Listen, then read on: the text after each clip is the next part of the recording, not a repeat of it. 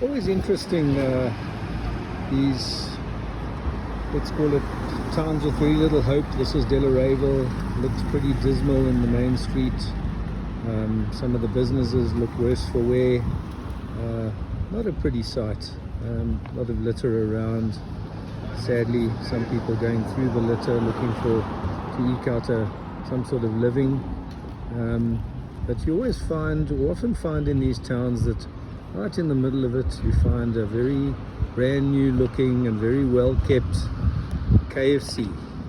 KFC really fascinates me. It's become very prominent in South Africa and often prominent in low-income towns with very little hope, towns with high poverty rates, high dependence on social grants, not much of an economy, really struggling towns out in the South African countryside. And what is it about KFC that fascinates me? Well, for one, it appeals to lower income populations in their droves, and it's done very well in these towns where other brands haven't really arrived in their numbers. But I think more what's interesting to me is the story behind it, the story of Colonel Harlan Sanders, a fascinating character from Kentucky, an honorary colonel, made that way by the state of Kentucky. His life story is one of resilience, it's one of grit, it's one of determination, and one of constant repeated failure and success only later in life. He lurched from job to job. He was a steam engine stoker. He was an entrepreneur, an insurance salesman, and then a restaurateur. Often his businesses were going under, or he was getting fired due to various tensions with his employers. Seemed to be a difficult old character, but he carried on soldiering away, and this was the fascinating part. He was determined, and the one thing he was determined to do was make his secret chicken recipe succeed. His Colonel's secret recipe as we know it today for Kentucky Fried Chicken. But interestingly, in his mid to late 60s, he was at one stage still near financial ruin. Had very little.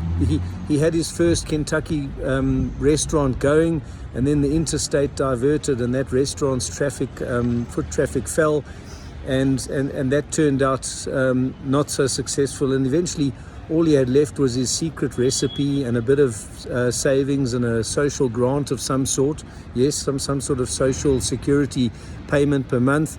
And off he went. He decided, well, that's it. He's got to try and franchise this recipe as fast as he can go. And he slept in his car, drove around the country, offered to cook the secret recipe for kitchens, for restaurateurs. And if they liked it, he'd sign them up as a franchisee.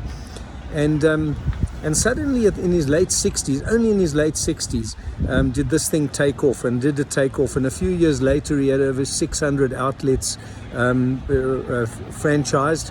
And at 73 years old, he sold the company. It was overwhelming for him. He was getting rather old, and he sold it off for a good few $1 million, which was big money in those days in the 1950s. And became a salaried employee. Eventually had a fallout with those bosses too. That seemed to be the story of his life. But it's an interesting story. It's one of grit. It's one of determination. It's one, there's an old cliche that says never give up. But the one thing it shows is that, people succeed at different times of their lives. Some succeed when they're in their teens. Some succeed when they're in their 30s. And others like him only hit success when they're late 60s or even in their 70s. So you never can tell. Success is not predictable. You don't know how near you are to success either.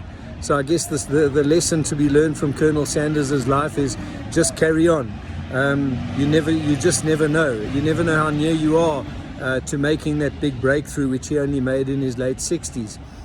And the other thing I often think about when I come through these towns and I think of the Colonel and his secret recipe and his whole life story is that perhaps these people who flock to his chains in a country such as South Africa might not only do well to eat his chicken, but perhaps a lot more of them need to know his story.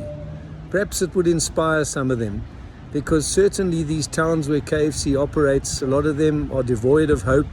There's not much economic opportunity, and they live in a very hopeless situation. And perhaps the Colonel's story has, or KFC has a bigger role to play, not only in selling chicken, which it does very well, but maybe the Colonel's story could inspire a few more people around this country who desperately need inspiration in these towns that are really, really battling where KFC operates.